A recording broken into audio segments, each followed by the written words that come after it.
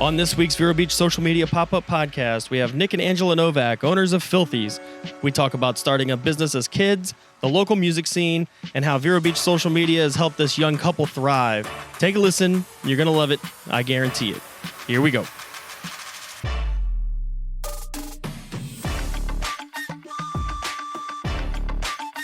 All right, everybody, welcome to another episode of the Vero Beach Social Media Pop-Up Podcast. I'm Curtis Carpenter, and I'm here with Nick and Angela Novak. Oh, what's up? Hello. How are you guys today? Good. Good. Nick and Angela own Filthies, and they've got a lot of exciting stuff going on, stuff that's been happening and stuff that will be happening. So we're going to talk a little bit about that today.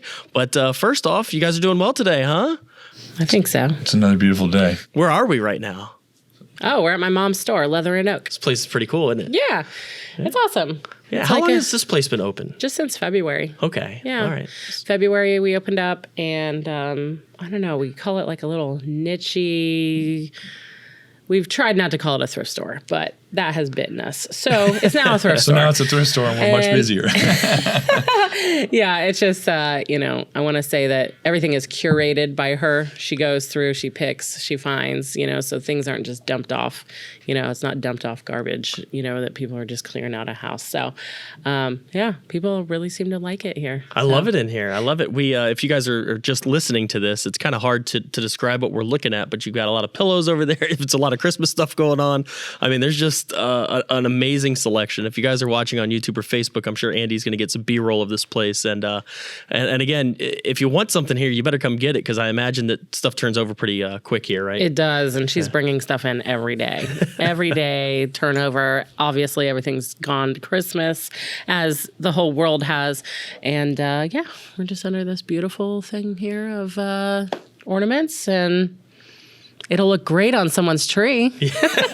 Or I see a tree or two trees that you could actually just buy. Oh, yeah. I'm sure she would do that. Don't turn around. Yeah, it could be your tree. So thank you, Leather and Oak, for having us here. But again, we're here to talk about Filthies and what you guys got going on. I want to go all the way in the way back. How long have you guys owned Filthies? Since 2008, January 1, 2008. Almost 14 years. So it was the poorhouse, right? Yeah. Beforehand. And what what gave you the idea? I mean, you guys were kids.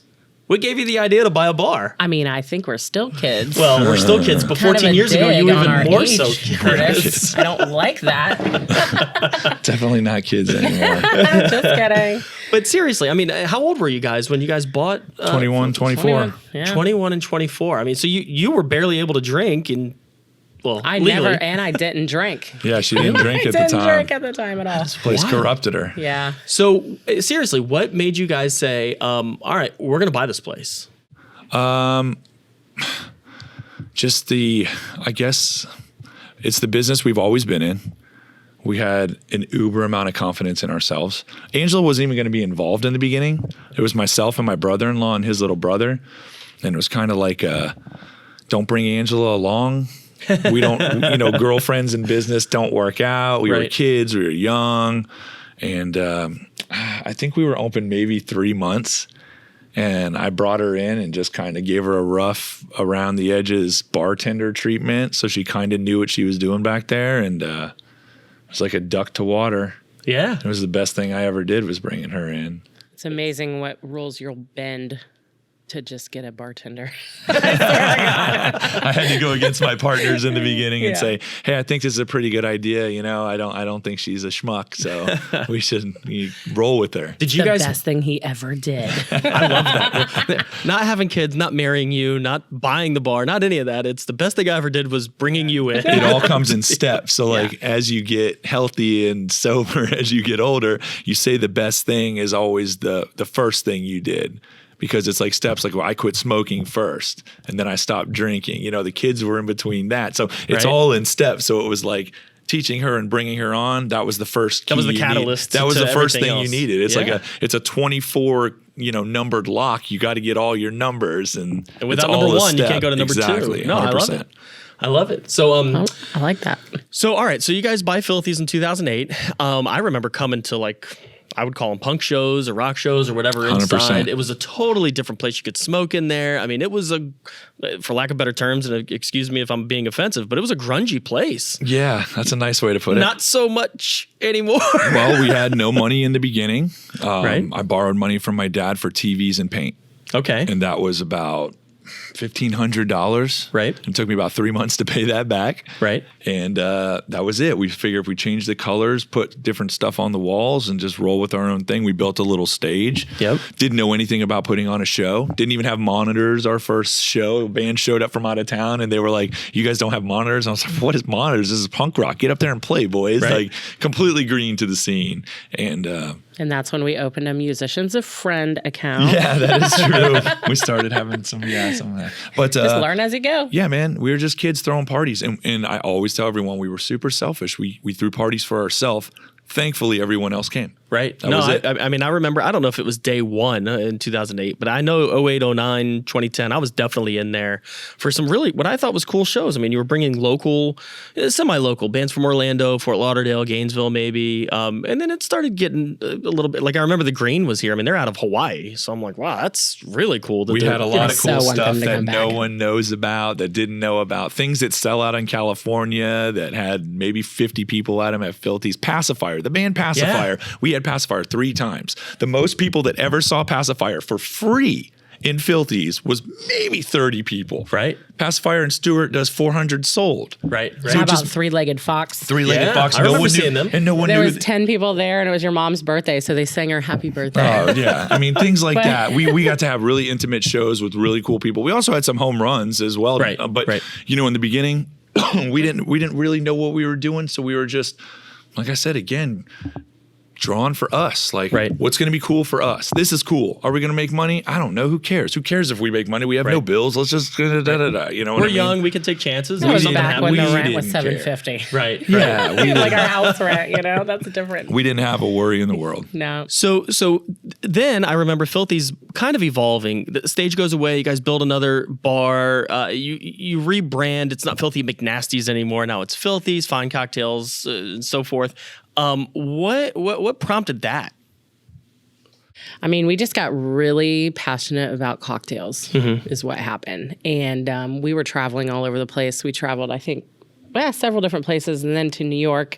And then when we came back from New York, that's whenever we busted up the stage and used the wood from the stage to build the bar that's currently there. Oh, little snippet. Upcycling there. I'm a Pisces. I have to keep my memories around me.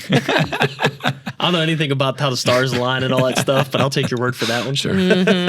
Yeah. So we just started. That's where, you know, that all started, was just our passion for cocktails, and then just also just the evolution of our town. You know, things were changing. People are moving here. People not necessarily going out for live music as much during that time. That's whenever DJs started coming in, and it just, you know, just the natural evolution of life is what happened.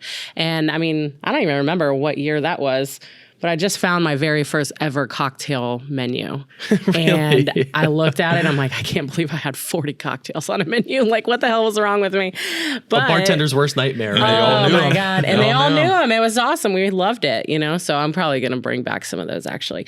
But yeah, that was pretty much it, I think. And then I got pregnant. We got to grow up in the public eye. Like we were babies when we took it over. And like you said, you don't know if it was in the beginning, but I can remember the first weekend that we were open, there was a line at the men's room, and standing next to each other waiting to go into the men's room, because, you know, inevitably everybody wants to check out the first bar in town. When it hits, it's the first week, everybody's going. It was Bone from the Outlaws standing next to Chuck Sullivan waiting for the bathroom.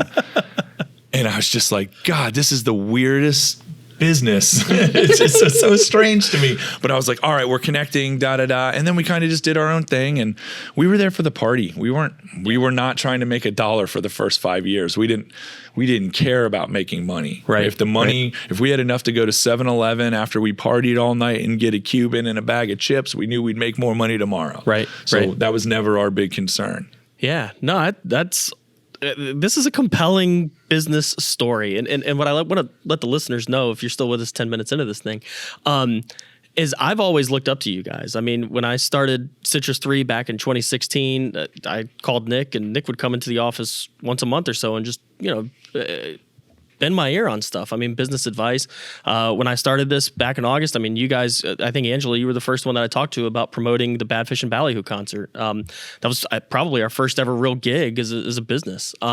So I've always really looked up to you guys. I'm infatuated with how you guys run your business. I'm always excited when you guys make changes. I always say that you guys have the Midas touch. Anything when it comes to business turns to gold. I know that's probably not necessarily true all the time. But we appreciate it. Yeah, thank you. But again, I was super stoked to get you guys on this podcast because I really, really am intrigued by how you guys do things. So to get back into the story, so you buy the place, your kids, you have punk shows, you get rid of that. You have a second bar, DJ, jukebox. And now in 2021, there's a mild evolution back to music. Yep. You have a parking lot in the back. We call it the back lot at Filthy's. Yep. You've had 3 shows there so far. Talk to us about the thought process on kind of the hybrid version of the DJ music back, using the back lot. Let's get into that a little bit. Let's start with what provoked you to use that parking lot for concerts. We've wanted to do this since the beginning, but we always had a landlord. Okay. So right about the time we were selling our restaurant, we also were purchasing this building, finally, after 10 years or 12 years, however long. So it's always been on the radar, but our landlord would never let us do it. So we buy it. COVID happens. Nothing can be done at that point. Stephen Marley was booked, and the Stephen Marley was going to be our first show out there, and then it got kicked for 2 years because of COVID. So yeah, I'm not joking. The Stephen Marley, I think, was on the books at the closing table of this building. Oh my you know God. what I mean? Yeah. It was then. So we were super excited. Yeah. We're like, all right, we're going to get back in with the agents, and it's going to be on. And then we got kind of, just like everybody else, a little stick in the spoke there. But I'm glad it happened because honestly, it gave us a lot more time to develop what it was that we wanted to do versus rushing everything and, just, I don't know, it gave you more time to really think it out and think everything through so that you're not messing up as much. If you've got the time in the capital, it seems like a year to figure that out is a good thing. Most people don't have time and capital to figure it out. Well, we were so very lucky during COVID to only really be shut down for those 2 months. And then aside from that, we have our food license. And we have since we started doing Bloody Marys. So, it didn't affect us as much as some of the other people. So we're really, really, really We lucky. also sold our restaurant 31 days before this happened. Oh my God. Talk about just a coincidental timeline of events. I think she I was pregnant. There was no way I was doing 2 businesses and 2 kids. She was 8 months pregnant. Not a chance. She was 8 months pregnant when we opened Southern Social, and she was 8 months pregnant when we sold Southern Social. So it was bookend pregnancies. Right. And just hearing that out loud is like, what? I'm psycho. yeah, it's you guys are definitely the craziest. estrogen. You guys are definitely the craziest people I've ever met, but in a good way. Not like serial killer crazy. Don't get me wrong. That you know of. All right, write it down, Andy. I'm going to need notes after you guys get in the car of what he really says. But no, I mean, and again, I'm not going to go into it again. But the risk taking with mitigation of risks, I don't know. I just love it. Anyway, we jump off risk. cliffs. Yeah, but you have like a hang glider or something with you. Sure. It doesn't look like it. When you jump off the cliff, it's like, nope, they're dead. And then all of a sudden, you take off and you're in the clouds. You know what, though? We've never been shy with hard work. And that's what a lot of people don't see. They don't see what happens behind closed doors. They don't see that Nick and I, for the last 15 years, we get out of work at the bar, we go home, and all we're doing is spinning different ideas and how's this going to work? And we're looking for this. And I mean, there's so many hours. I mean, honestly, if I clock the hours, it's probably a 120-hour work week for us.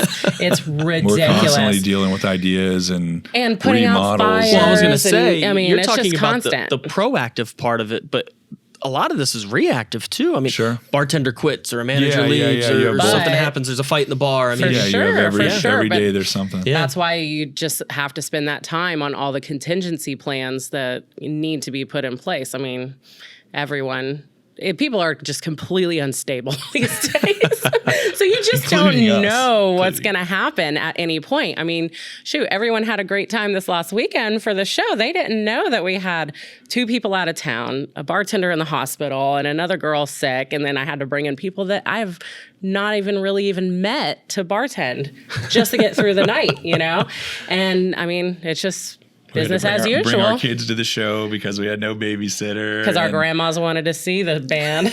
Which is okay because they do all right by us. Absolutely. So that was fine. But yeah, I mean, there's all these folds. Yeah. Everybody always wants your life. They don't want your work. Yeah. They want what they see and what they perceive as your life, and no one really knows your life. Yeah, that's a great. I won't say it's a great quote. It's a great thought. I agree with you 100%. Yeah. I think people see the prize and they don't see the race to in get this to the prize. Instagram Well, and world. that's why, Oh, yeah. exactly. And that's why a lot of kids, you know, fail. And I say kids, but just in general, people fail at things is because they don't know what actually goes into getting to the prize. And then, oh, this is too hard. Let me just stop. Yeah, they also get discouraged early. right. Yeah, yeah. Because Where- they just don't know. And Where you can just, people don't understand that, you know, once again, it's the Gary Vee thing. It's just make a wrong decision quickly. Right. It's like, just pivot and move. I always tell her when we get into a corner and we're frustrated and we're like, we're going to sell this damn bar. It's too much of a headache. It's like, shut up. It's easy money. You know what you're doing. Pivot and move. That's it. You run into a wall, you pivot, you move, and you go, and you just keep moving. And somewhere along the way, 30 years has passed. Right. And you've made it 30 years, and Jesus, it wasn't that bad. Right, You know what I right. mean? Mm-hmm. We blog about this and talk about it all the time. We call it paralysis by analysis. Oh, 100%. You sit there and you analyze, you do nothing. Like you said, You care about what other people think. You care about how you're going to be perceived. And it's like, dude, everyone the thing you have to know is we have the retention span of a guppy, right? It's been proven over and over again. Less so just of move a goldfish. on. Move on. Less. Move on. Just Right? go. That's actually They're going to a forget scientific about it fact. eventually. Eventually, we're going to move on, and there's going to be new branding, and there's going to be new focus, and there's going to be new ideas and new thoughts and new fire under you, and you don't have to linger on it. Yeah, I mean, I can't remember the quote by Patton, but it's something to do with it's better to make a wrong decision in the middle of war than to not go to. I can't remember what it was, but it was like basically it's better to make the wrong decision now than to wait and not make a decision. For sure, because then you don't move at all. At least Right. if you make a decision, whether it's right or wrong, you're moving forward. And Right. you just have to learn how know? to eat that sandwich with a smile on your Yep. face. That's it. Yeah. All right, so backlot at Use the Filthy's. sandwiches. So you guys buy the building. COVID finally kind of makes its way away. Mm-hmm. You guys have your very first show, which was fucking Double crazy. header. Back-to-back nights, Friday night, Saturday night. You Well, have Bad Fish and yeah. Ballyhoo. Which was amazing, by the way. Thank you. So I don't know if you want this public information or not. You don't have to say, but how many people came Friday and how many came Saturday, or percentage-wise? So they gave us 1,000 cap for our back parking lot, and we were about 85% on the Saturday night, and we were about 70% on the 85% on the Friday night and 75% on the Saturday night. for never having A show. And The very first venue- And Saturday, I didn't know anyone here. Friday, it was a lot of locals. Bad Fish draws the locals. Saturday, it was all fans of Ballyhoo, and I didn't know a single person here. One of the coolest things I've ever seen with Ballyhoo was we were here setting up, doing some stuff, helping out, and Ballyhoo had a private concert for 15 people. So what's happening, because all of these artists have been out of work for so long, what they've done is when they go on tour, there's all these little deals that they're going to sell their incentivizing own everything so that VIP they can experience. Make money. So they sold those tickets for like $150. They sell VIP to whoever before every show. They do a little acoustic. Yeah. You get your pictures taken. So It we was pay really them, and then cool. they get Yeah. paid. You know, It's a great little idea. extra. You know, and here's Yeah. the deal.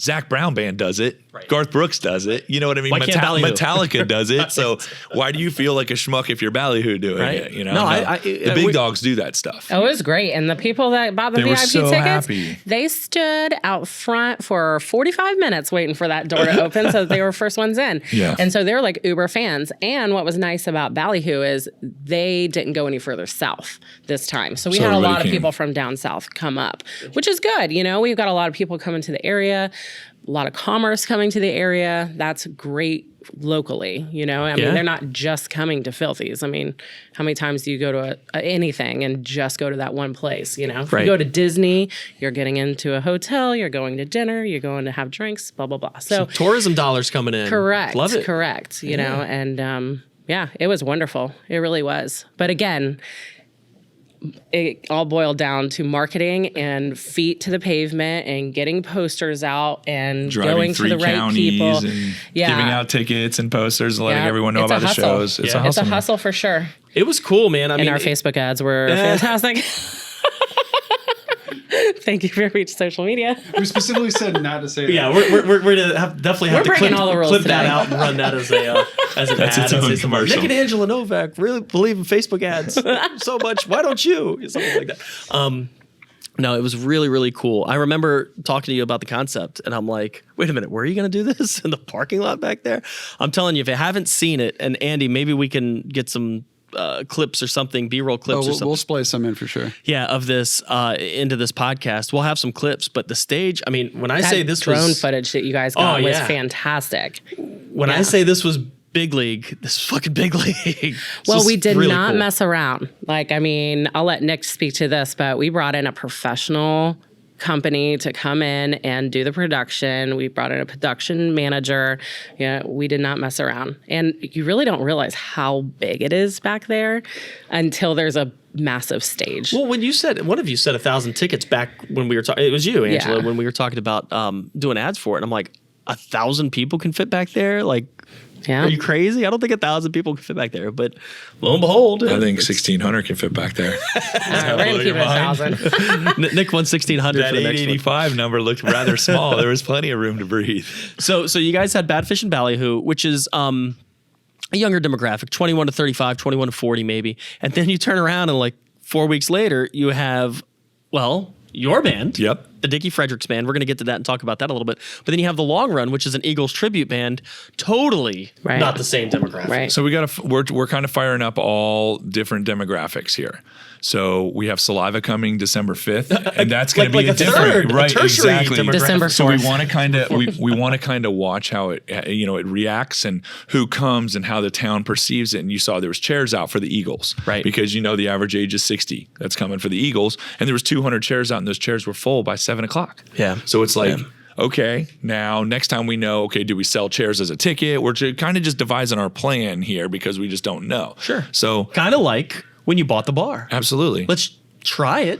Yeah. See what works. Well, you just you're Throw a bunch constant, of dude. stuff. That's it. Throw it to the wall. That's Yep. just what this is. You can never you can get discouraged, but you have to have the wherewithal to tell yourself to shut up and throw more stuff. Right. You know what I Right. mean? That's just kind of it. So Bad Fish Ballyhoo in October, the Long Run, the Eagles cover band in November, Saliva in December 4th, Yep. January. January hasn't been announced yet. Okay. Oh, no. Switch and Whiskey. So Switch and I'm Whiskey, sorry. they're up and comers from Jupiter. Okay. And they are like right on the peg of becoming a headlining act that's going to be able to tour and get money. They're really good. They're a rock band and they all wear their 70s regalia and their whole gimmick is really tight and they're a great band.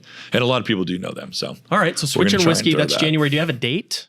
January 21st 21, January yeah. 21st. Okay, and then February, is the Stephen Marley. which And that's actually a Sunday show. was the catalyst for all It was the of catalyst for all of Yeah. this. It was the He's the first fifth big show. name. Yeah, it was the first big name. We actually Yeah. partnered with our friend Robert Duderman, who does a lot of stuff around here. But he's got places with production in-house. So he doesn't have to bring in a lot of production. So it doesn't really make sense to do too many shows with him here because but for this Everything one to get has us to be into built. the Marley camp, Duderman's like, yeah, man, let's do this. We're going to do one big show. Love it. So that's in February. It's a Sunday. What's the date for that? That's the 20th. It's February 20th, Sunday, February 20th for Right. Stephen Marley. And there's 'Cause already I been a love Stephen good- Marley. Yeah. I'll definitely be here for that. Epic. Yeah, and there's already been like a good amount of tickets sold, obviously, Yeah, from it's 2 it's years had ago. 2 years to rattle Yeah, yeah. around. So So, yeah, so you'll be able to go on our Facebook page and get tickets if anyone wants that. And then March and April are some really big names, but we can't. Big names that we can't talk about. about it But, yet. I mean, the reality is you had Bad Fish, which is a huge act. Right. No, he's not a big fan. No, it's not that. It's that, there's levels in this game. Oh, I get it. And I we get can get some pretty big players. So now we're starting to march up. See, what we had to do is we had to get you guys to shoot wonderful footage of our first two shows so it looks super professional so that now we're like Vero Beach social media. Yeah, and when we're like, hey, we're not fucking around. Here's our product. Right. You guys are awesome. Let's roll. You know what I'm saying? So you got Bad Fish, which is mid-tier. Mid-tier. Okay. It's called B minus. Right. Stephen Marley is B plus. B minus. Same Okay. range. All right. But same range, but different. Yeah, it's just a there's different like, demographic okay, there, you- but same yeah. range. Okay. They're- For he's me, gonna but pull Stephen about- Marley's a big name. Huge. He's Yeah. huge. No, listen, and don't get me wrong. I'm not Yeah. taking anything away from him, but like, if you say Stephen Marley versus Jordan Davis, Okay. who's like a B plus, A minus, Right. versus Rod Stewart. You know Right. what I'm saying? No, I In gotcha. that realm Okay. of things. Yeah. In the, You in can the- always get bigger. you can't always, but we can get a little bit bigger. Gotcha. So so we've got shows named through February, and then March and April. March, April, May, I believe we're doing. We're going to sit the summer out so that we don't get rained We on. might do a June. Might. We're probably not sitting the summer out. We might do a June only because of who it is. Gotcha. And if we do that, then we have the option of maybe even doing it at the fairgrounds and moving it. Whoa, cat's out of the bag. Well, that's inside information. Well, it would be underneath Nobody's- the thing. Don't tell anybody. we're 25 minutes into this Nobody's thing, Nick. listening to this. The No, three people, My one mom's including my not mother. even- my right? mom's not even going to listen this far. Yeah, mom's already. She's Like, it putting a sounded dish. great. Right. Like, did you hear that part where I called you out about being the best mom ever and the best babysitter? No. You didn't make it 6 minutes, did You know what, Connie? Constance? It's Constance. All right, so Backlot's back, music's back outside, but also on Friday nights, you've got music back inside, which is a little time machine flip. So before COVID, we started doing inside music again. Essentially what happened was nobody wanted to play inside. Being inside for a show, the demographic you attract with that 6:30 to 10:30 crowd is definitely 45 plus. Sure. They didn't want to be inside. People were scared. Bands didn't want to play inside. There was Right. bands that, and you kind of have to only do bands that draw. You can't Of course, just start yeah. throwing thousands of dollars to the wall every Friday and having to make up from a bigger hole. So you can only use the certain bands. Now everyone's getting back in the swing. Gotcha. So now we're going to book all our Fridays out so that we'll have live music inside where we don't have a show outside. Excuse And me. most shows we're going to try to book on a Saturday. So way that our you've got big the shows are Friday, Saturday, so that Friday stays in line. Gotcha. But I mean, going back to the thing about us walking away from live music, it was the whole Kaya vibe blow up. Yep. And I just fell out of love with music. Sure. I got really mad at the business. I got really mad at playing in a band. I didn't play guitar until she was pregnant, and I realized I had a kid that I'm going to have to teach, so I better start brushing back up. Right. But that's kind of why I got in our town didn't receive live music well. Yeah. So if I brought a band from Tampa, there'd be 200 people at Filthy's. The band would get done with a song and no one would clap. They were all just waiting for us to play break music so that they could mingle and try and go home with each other. Right, So right. it was like, all right, how do we pivot away from this? Sure. Now I'm back in an old man cover band. I'm loving music again. We're going to concerts again. Right. And it's like, it's this whole new life. I had to walk away from it for like 7-8 years just to fall back in love with it. So that's a fantastic segue into Dickie Frederick's band. You guys opened for the long run here. Yep. You've been playing, I would say, all around the state. I guess it's probably a little bit of a stretch. You've been playing Tri-County a lot of area. Yeah, we're places. gigging. We're gigging for Yeah. sure. And so let's talk about that. So who's in the band? When are you playing? Are you playing here? Shoot. All right, so Dickie Frederick's band has been a thing since the 80s. Okay. And Ray and Dickie have been playing together, which Ray's the bass player, Dickie's the singer, guitar player. They've been playing together since 1987, I think, or 86. Okay. Here we are 40 years later, thrust in myself and Kevin Charlelli, and we're the younger guys of the group, and we're kind of just taking what they used to do, what they love to do, injecting what we want into it, seeing where it comes out the other side, and we're just having a blast. Like, it's all these weird personalities in one band, which is always what a band is anyway. Every good one, anyway. Yeah, for real. I mean, it's 4 totally different human beings that come together for 4 hours a night on stage. Right. You know what I mean? And like, probably don't see eye to eye on much else. Right, Other right. than it changes on 2, not 4. You know what I mean? So we're having a lot of fun. Like I said, playing with older guys. They're happy to be playing with younger guys. We're happy to be playing with older guys. They have a lot of knowledge they can pass on to us. We can talk a lot more shit than they can. I can jump higher than they can. You know what I mean? Like, things like that. So we're just driving each other, and we're really getting out there to be a real gigging band next year, and probably play 2 to 3 times a month. It's great. It's Angela, I'm great. sorry, I'm playing 2 to 3 times a month That's next fine. year. I'm sorry. I was just going to make a funny joke anyways about how when you hang out with older guys, you're bound to look good. Well, that's So, what you there do. You go. surround yourself with assholes. Go out with 3 of your ugliest friends to try and go home with the Just hottest kidding, chick. guys. You guys aren't ugly. No. I have much uglier friends. So when is your next gig? So we're playing, I believe we're Tiki Bar Down in Fort Pierce or up in Sebastian? No, in Sebastian. Okay. Yep. We're playing Tiki Bar in Sebastian the day after Thanksgiving, or that Saturday after Thanksgiving, 2 days after Thanksgiving. Angela's got it. I know she's. And now I'm looking at our schedule. Oh. They play. And They then play at we're doing Filthy's New on Year's, New Year's Eve. So we're doing New New Year's Year's Eve at Eve at Filthy's, Filthy's. which I haven't played at New Year's Eve in Filthy's since Back Alley Brawler. I was gonna say Back Alley Brawler. So days. 2009 New Year's Eve, I believe, was Back Alley Brawler. Okay. And then I don't think High Vibe ever did a New Year's Eve. We did a Halloween. I'm gonna Gotcha. put $50 on it right now. All right. Oh, He's not gonna see the ball drop. Oh, no, that set will be done and I will be home sleeping. There will be no ball drop. well, I remember. So we covered the Badfish and the Ballyhoo shows. I get here Saturday around 5 o'clock or so for Ballyhoo, and We're dead. And we're talking, and I'm like, Nick, what'd you get home about 3 or 4 in the morning? He's like, I was in bed by 11:30. Yeah, no, like, I got 11:30, home and I was done. out. I walked right to the bed. It was done. The next night, not so much because we had to break down the stage. Sure. But no, I know. I get up early. I'm an early riser. I'm a 5 a.m. guy. So Love it. I Love gotta it. You're old now. I got those dad vibes. Yeah. Oh, see, I wasn't lying when I said you were kids. Maybe No, 100%. you still are. No, but 100%. You're still an old man. Yeah. I mean, I'm a couple years younger, but She still sows her wild I oats will now. every Now and so then. often drink out of a bottle of Jameson, and then it'll bite me for Yeah. a week. Yep. So I hear you. I'm not I young. hear you. Yeah, those no. hangovers I'm don't not get young easier. anymore. No, Yeah. we used to do some stuff we can't do anymore. Oh, It's no. weird. It's funny whenever you feel like you can, and then all of a sudden your hip hurts for a week. Like, what the hell? Your hip. What is- Why does my hip hurt? I don't know, but I went to the massage therapist yesterday, and I'm thinking chiropractor next. So I don't know. This We're is- just a couple of kids We're- in the bar industry. Right. It doesn't Who needs a affect you at chiropractor? all. You see these crow's feet? Oh, all right. So the last thing I wanted to touch on is Positively Novak, the YouTube channel. Talk to us about that. What do you got? That's a passion project for Okay. Nicholas here. All right. So during COVID, we started traveling in our RV. I started a vlog. I was watching a lot of RV vlogs. So I was like, I want to just document everything. It was when Macy was born. Okay. So when our second child was born, I was like, I need a camera. I need to start just documenting everything. Love it. So I started a vlog where it's basically just family travels. It's nothing, we're not setting out to give information too much. Sometimes there's blips and bleps, but it's basically family videos. Our RV thing's kind of coming to an end. So I started Positively Novak, which was essentially theme parking and surfing. So Okay. anything that was away from the RV, I'd put under Positively Novak.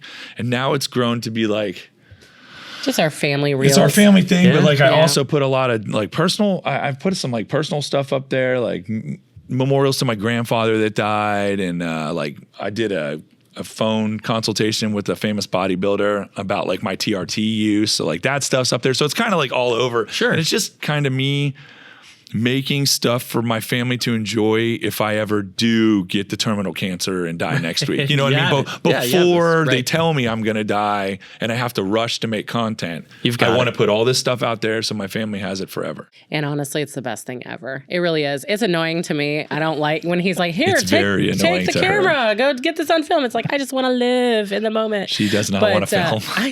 It's She not does my not favorite wanna thing to film. do. So That's like us with the vlog clips But each it's week. Oh, yeah. nice. Like Sawyer, he'll sit there and just turn it on YouTube And just watch it. and just watch watch it. like the baby like being 2 months old, Bald and little, I mean, and just now, so yeah, tiny. yeah. I'm like, oh my god. So back it's in awesome to have the memories. back in 2009, I got my first ever smartphone. It wasn't an iPhone; it was an Android, like the first Android. And YouTube was already an app on there, and it was so easy to just take a video and throw it on YouTube. And I did that, kind of like what you're doing, but for no real reason other than I was curious about how all this worked.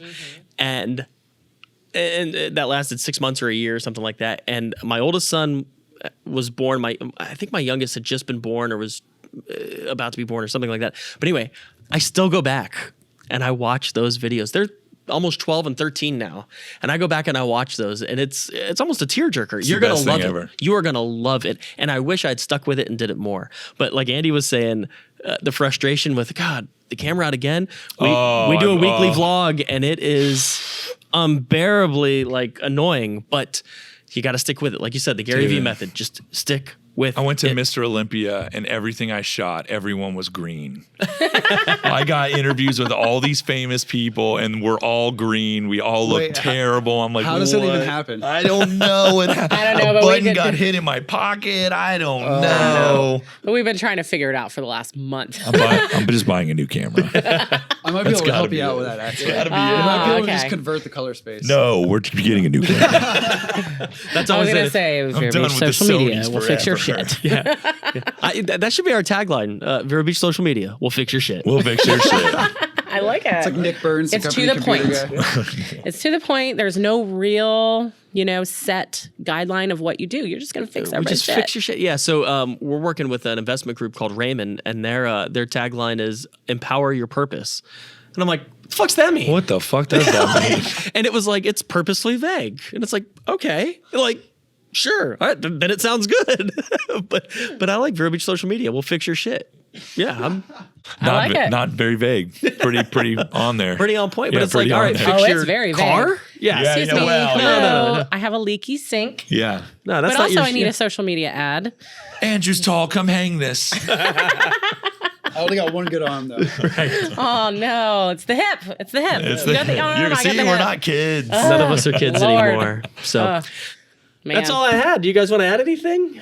No, it's been fun to watch you grow. Thank you. Yeah, Thanks. it's been Take your awesome. jump Thanks. out on your own and take your own, because people don't realize how easy it is to work for yourself.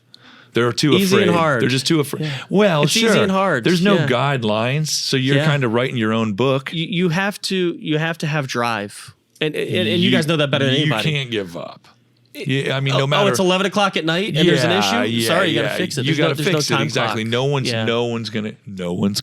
No one's coming to tell you to go to the gym. No one's coming to tell you to get off the couch. No one's telling you to put that food down. No one's telling you to fix your job. No one's telling you to chase your dream. Yeah, no, you're exactly right. You become the teller, You have to. and that it's I won't say it's hard. It's different. Once you lock into the mentality, it's on though. Yeah. Once you Yep. feel the power of it, there's no going back. I think what happens is you realize, again, I'm preaching to the choir. I think you realize, all right, I like this roof over my head. I like being able to feed my kids. I like having the lights on. What do I have to do to keep that happening? Oh, I have to continue shooting podcasts. I have to continue doing vlogs. I have to reply to emails. When shit goes wrong, I have to own up to it. Stuff like that. It's like, all right, I don't like doing it, but I really like having my water. I really like the car that I drive. It's like so- cleaning toilets for yourself is a lot better than cleaning toilets for somebody else. You're damn right on that. Yeah. So That's I true. agree. yeah, word on that. And so, we know how to clean toilets. So I think I touched on everything. Really, really enjoyed you guys Thanks for being having on us. here. Thank you. No, thank you guys. And again, thank you for your wisdom over the years. Like I said, I always look up to you guys and really think you're doing great work. And I love seeing the evolution of Filthies and where it started and where it is now and where it's going to go. I mean, I just love it. Listen, Thank you. Whatever happens in the future, we owe it all to Vero Beach social media and their Facebook ads. We'll pay you guys later. This is amazing. This is amazing. This is the best Lots of advertising clips ever. for you guys to use. Oh my You goodness, guys Andy, got you're gonna be this. busy over the next week. Just laughing. So, all right, well, that's going to do it from us. Thank you again, guys. Thank you. And thank you, Leather and Oak, for hosting us. Yeah. If you need a Christmas tree. Yeah, come on down to Mama's Thrift Shop. Yeah. Yeah, come on down. Lots All of right. stuff. All right, thanks again, guys. Bye.